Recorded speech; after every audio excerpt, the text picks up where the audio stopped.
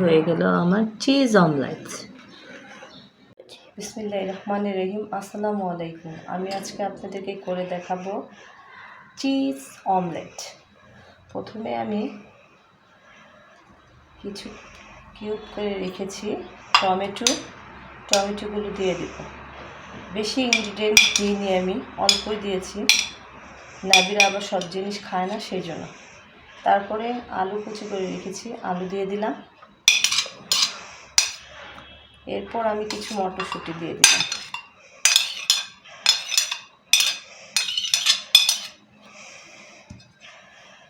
এরপর এখানে আমি সামান্য পরিমাণে ব্ল্যাক গোলমরিচটা দিয়ে দিয়েছি। এরপর সামান্য পরিমাণ লবণ দিয়ে দিয়েছি।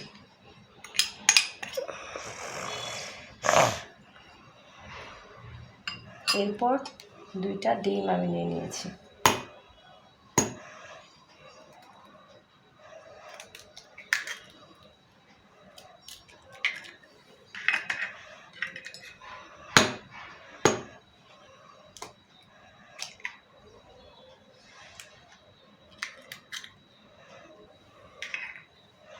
তারপরে আমি একটু নাড়াচাড়া করবো, একটু মিক্স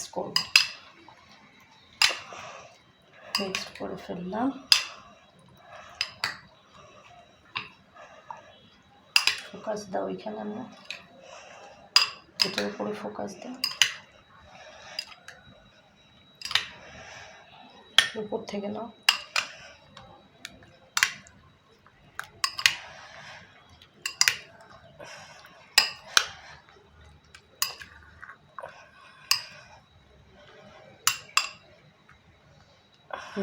রাখো।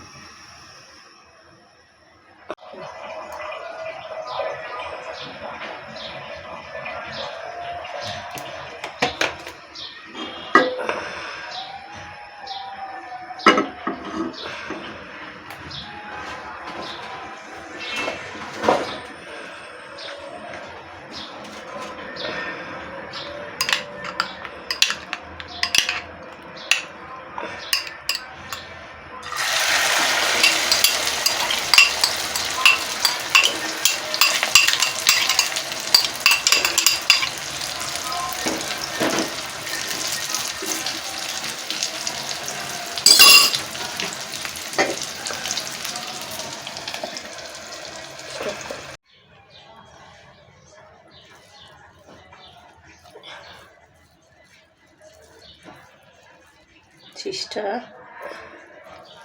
বেশি নরম হয়ে গেছে, এভাবে দিয়ে দিলাম।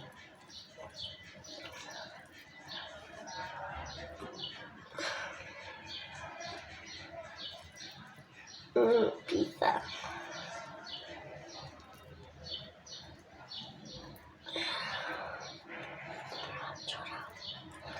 তোমার হাতের জন্য দেখা যাচ্ছে না খাবারটা, হাত ছড়াও।